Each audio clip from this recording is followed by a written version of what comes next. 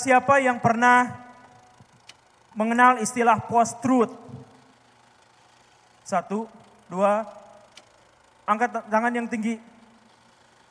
Oke, enggak sampai seperempatnya. Tapi intinya begini, terima kasih. Di dunia modern itu, sekarang dunia modern itu dunia saat ini, itu sebenarnya kita tidak lagi memiliki keahlian dan kemampuan untuk membedakan mana yang benar dan mana yang salah. Berita mana yang benar dan berita yang salah. Berita yang selama ini kita anggap benar, itu biasanya salah, begitupun sebaliknya. Atau hal-hal yang semacam itu, atau dalam terma-terma yang semacam itu. Jadi ketika misalkan, Anies itu adalah seorang radikal atau seorang yang disponsori oleh pihak-pihak radikal. Pernyataan itu tidak bisa kita konfirmasi kebenarannya. Itu pernyataan bahwa Ganjar Pranowo itu adalah anak PDIP yang melacurkan diri untuk menjadi ini karena dan lain sebagainya. Itu adalah sesuatu yang tidak bisa kita verifikasi benar salahnya. Kalau kita memverifikasi benar dan salahnya, maka membutuhkan waktu yang sangat lama. Nah, lalu bagaimana jika post-truth itu, kondisi realitas sekarang saat ini, itu masuk ke dunia kampanye, masuk ke dunia politik.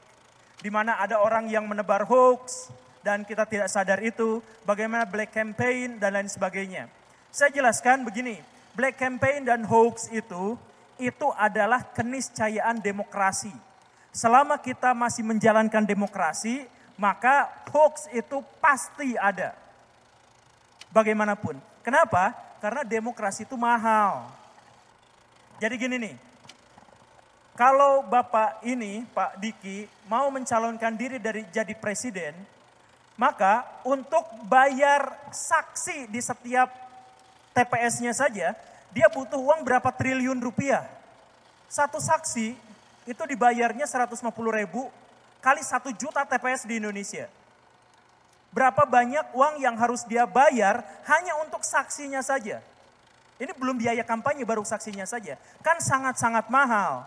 Nah, karena sangat mahal itu, maka calon-calon presiden, calon pemimpin, calon wakil presiden, calon wakil rakyat, dan lain sebagainya, itu menempuh 3 jalur yang tadi itu. Jalur pertama, kita harus kumpulkan uang pribadi sebanyak-banyaknya. Jalur kedua, kita harus rangkul sponsorship sebesar-besarnya, sebanyak-banyaknya. Karena untuk mencalonkan satu orang, mustahil hanya dirinya sendiri yang maju, mustahil. Tapi pasti banyak backingnya. Dan yang ketiga, itu 2 itu masih belum cukup. Yang ketiga adalah kita harus menghemat biaya kampanye dengan menyebarkan hoax dan politik identitas. Jadi misalkan begini, kalau Pak Jokowi naik sebagai presiden, dia harus didampingi oleh Ma'ruf Amin. Sebab kalau dia didampingi oleh Ma'ruf Amin, maka dia tidak usah kampanye untuk 50 juta orang yang pasti milih NU. Gak usah kampanye, kan kampanye mahal. 50 juta gak usah untuk narik 50 juta orang yang dari NU itu, suara itu gak usah pakai biaya. Cukup hadirkan Ma'ruf Amin di situ, maka selesai. Politik identitas itu begitu. Jadi Prabowo Subianto, gimana caranya agar dia bisa naik sebagai presiden? Dia harus menggandeng orang yang disetujui oleh majelis ulama melalui apa itu namanya yang begitu, yang ulama itu akhirnya menyatakan sah bahwa orang inilah yang diangkat sebagai wakil presiden menurut para ulama. Nah, itu berarti mengurangi biaya kampanye Prabowo puluhan juta orang. Nah, jadi politik identitas, hoax, dan lain sebagainya, itu adalah cara yang efektif dan efisien untuk menjaring untuk menjaring suara tanpa mengeluarkan dana.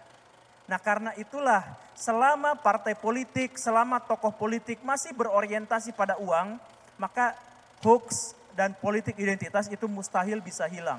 Karena itu adalah cara terbaik untuk bisa meraup suara sebesar-besarnya.